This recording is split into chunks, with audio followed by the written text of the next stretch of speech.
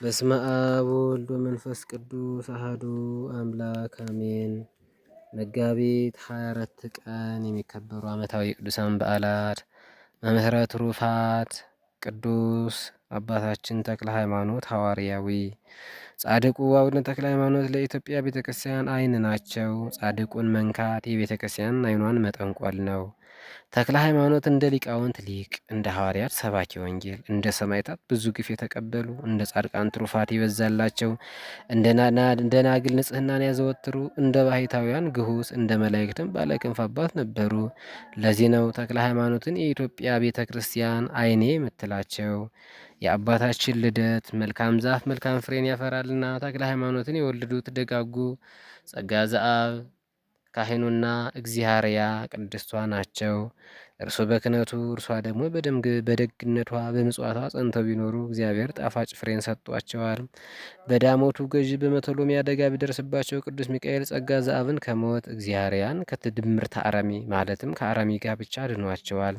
በዚያም የቅዱሱን መወለድ አውስሯቸዋል። ጻድቁ አቡነ ተክለ ሃይማኖት የተጸነሱት መጋቢት 24 ቀን በ1206 ዓ ም ሲሆን የተወለዱት ደግሞ ታኅሳስ 24 ቀን በ1207 ዓ ም ነው። በተወለዱበት ቀንም ብዙ ተአምራት ተገልጿል። ቤታቸውንም በበረከት ተሞልቷል። የአባታችን የጻድቁ እድገት የመጀመሪያ ስማቸው ፍስሐ ጽዮን ይሰኛል። ይህን ስም ይዘው አባታቸው ጸጋ ዘአብን ተከትለው አድገዋል። በተለይ ቅዱሳን መጻሕፍትን ብሉያትን አዲሳትን ተምረዋል። በስጋዊ ደግ ጎዳናም ደግሞ ብርቱ አዳኝ እንደነበሩ ይነገራል። ዲቁናም ከወቅቱ ጳጳስ ከአባ ጌርሎስ ተቀብለዋል። የአባታችን መጠራት አንድ ቀን ፍስሐ ጽዮን ለአደን ወጥቶ ሲያነጣጥር ድንገት ከሰማይ አስደንጋጭ ድምፅ ተሰማ። የክብር ባለቤት ጌታችን ኢየሱስ ክርስቶስ አእላፍ መላእክት እያመሰገኑት በሚካኤል ክንፍ ተቀምጦ ወረደ። የወጣቱን አዳኝ ፍርሃቱን አርቆ ጌታችን ተናገረ። ከዛሬ ጀምሮ ስምህ ተክለ ሃይማኖት ወይም ተክለ ሥላሴ ይሁን። ከዚህ በኋላ አራዊትን ሳይሆን ነፍሳትን ታድናለህ። ዘወትር ካንተ ጋር ነኝ ብሎት በግርማ አረገ።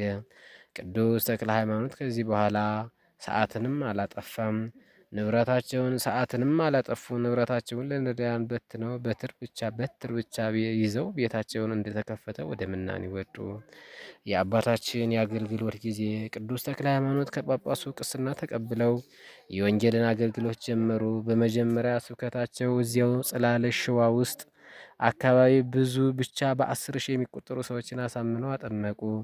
ያን ጊዜ ኢትዮጵያ ሁለት መልክ ነበራት። አንደኛው የወዲት ጉዲት በፈጠረችው ጣጣ በእስላሞቹ ተጽዕኖ ወደ ደቡብ አካባቢ ያለው ነዋሪ አንድም ሃይማኖትን ክዷል ወይም ደግሞ በባዕድ አምልኮ ተጠምዷል። ሁለተኛም በዛጉ የነገስታት ጥረት ክርስትናና ምናኔ ተነቃቅፎ ነበር።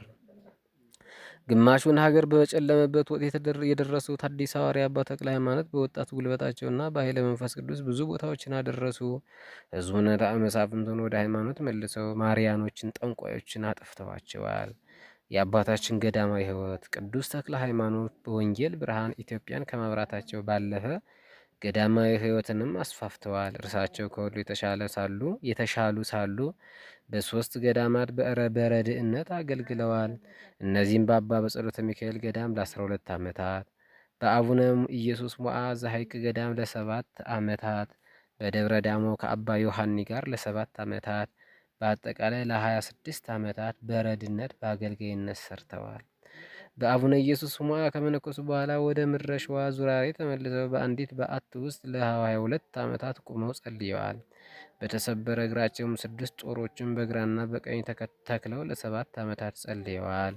ጻድቁ 6 ክንፍም ተሰጥቷቸዋል። የኢትዮጵያዊ ጻድቅና ሐዋርያ ቅዱስ ተክለ ሃይማኖት ከኢትዮጵያ ወደ ኢየሩሳሌም ተጉዘው ከቅዱሳት መካናት ተባርከው ጻድቁ ምድረ እስራኤል የገቡት በየመንገዱ መንፈሳዊ ዘርን እየዘሩ እያስተማሩና እያሳመኑ ነበር። የወቅቱ ሊቀ ጳጳስ አባ ሚካኤል ጋርም ተገናኝተው ቡራኬን ተሰጥተዋል። ዋናው ጉዳይ ግን ከዚህ በኋላ ነው።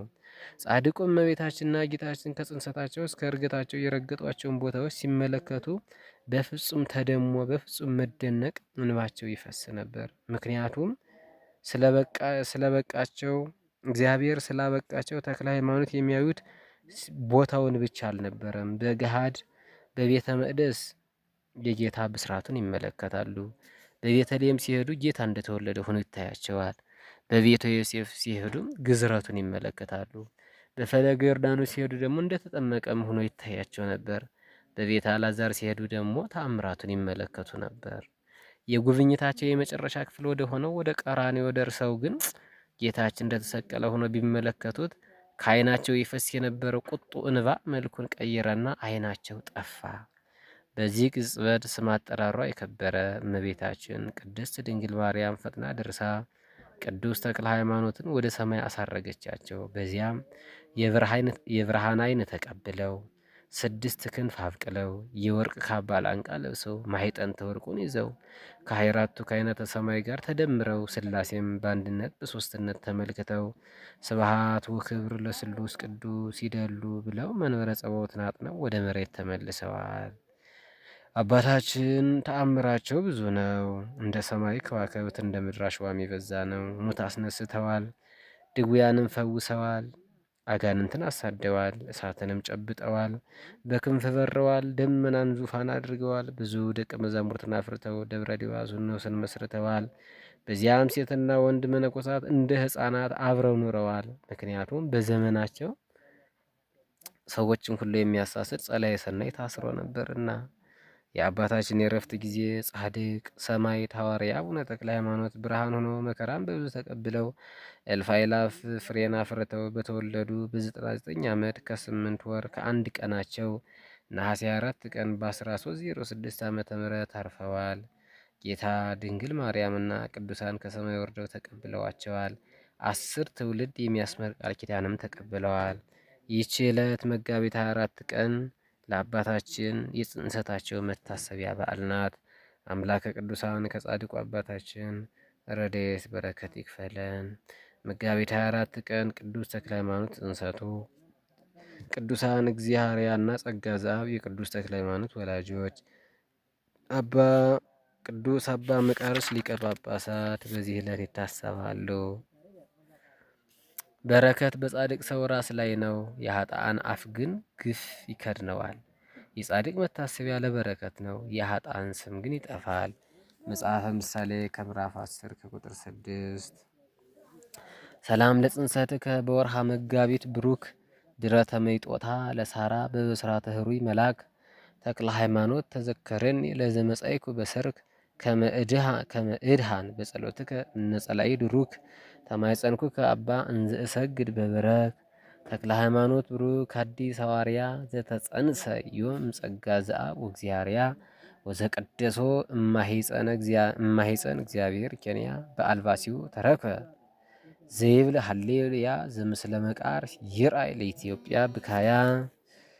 ተክለ ሃይማኖት ጻድቅ መምህረ ተፋቅሮ ትሩፋት ገዳማዊ ወካህን ሐዋርያ ወሰማይት በዓለ ጽንሰቱ ዘኮነ በዛቲ ዕለት ዘምስለ ጸጋ ዘአብ ኄር ወእግዚአርያ ሰነይት ወመቃርዮስ ክቡር ርእሰ ኩሎሙ ጳጳሳት።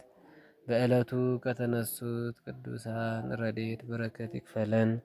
ወስብሐት ለእግዚአብሔር ወለወላዲቱ ድንግል ወለመስቀሉ ክቡር አሜን።